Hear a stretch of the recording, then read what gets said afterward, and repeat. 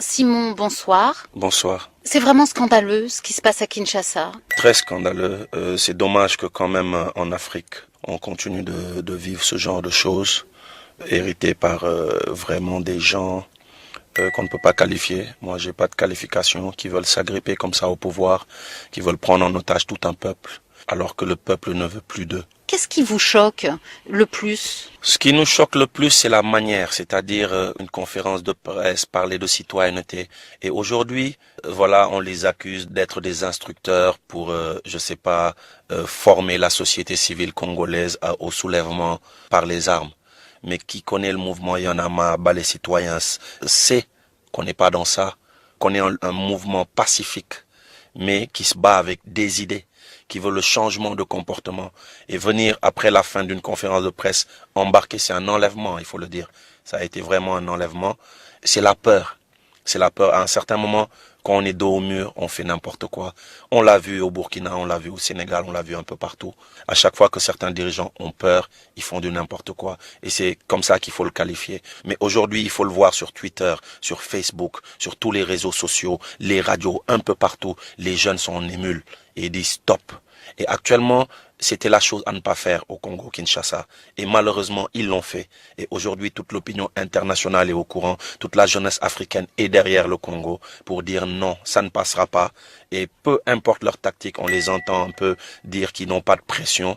Mais s'ils n'avaient pas de pression, ils n'auraient pas fait ça. C'est le rôle de Y en a marre de se retrouver jusqu'à Kinshasa. Oui, c'est le rôle. À un certain moment, on a parlé de nouveaux types de Sénégalais, de nouveaux types d'Africains. On a parlé que le mouvement irait partout où on aurait besoin de lui. Ils sont venus ici. Ils ont rencontré les gens de droits de l'homme. Ils sont déplacés. Ils nous ont invités. On y va. Malgré les risques, on a été avertis et tout. Mais quand même, on y va. Pourquoi? Parce qu'on l'avait dit, ça faisait partie des cahiers de charge du mouvement Y en a marre. C'est-à-dire, fini les combats individuels. C'est-à-dire, chacun dans son pays. Non.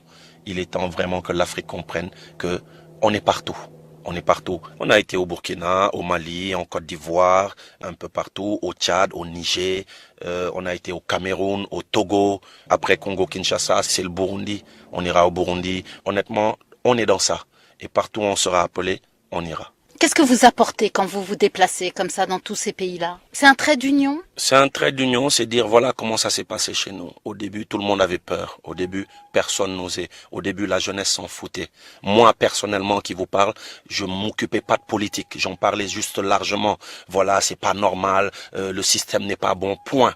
Mais aujourd'hui, je m'implique. Je lis la constitution de mon pays. Aujourd'hui, je m'implique. Je dis aux jeunes d'aller voter. Avant, j'avais pas de carte d'électeur. J'avais pas de carte d'identité. Mais aujourd'hui, je le fais et c'est pour dire à ces jeunes, c'est pareil. Ne restez pas les bras croisés. N'ayez pas peur. C'est vrai, vous allez être tabassés. Vous allez être emprisonnés. C'est vrai. Ok. Mais à un certain moment aussi, il faut avoir vraiment le courage de dire non. Aujourd'hui, on a décidé de se donner la main et de se soutenir. Tout ce que j'ai envie encore de dire, c'est que il n'y a pas d'union africaine au niveau de nos chefs d'État, au niveau de nos gouvernements, mais il y aura une union au niveau des mouvements citoyens. Peu importe le prix à payer. Certains l'ont fait avant nous. On pense à Thomas Sankara, on pense à Patrice Lumumba, à pas mal de gens qui ont perdu la vie pour qu'aujourd'hui, cette jeunesse africaine ait une certaine conscience, pour qu'on ait cette liberté d'expression, cette démocratie, cette citoyenneté.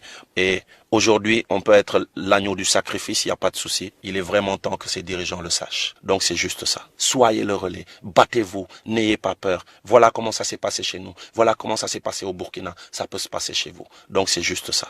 Simon, merci. Merci beaucoup.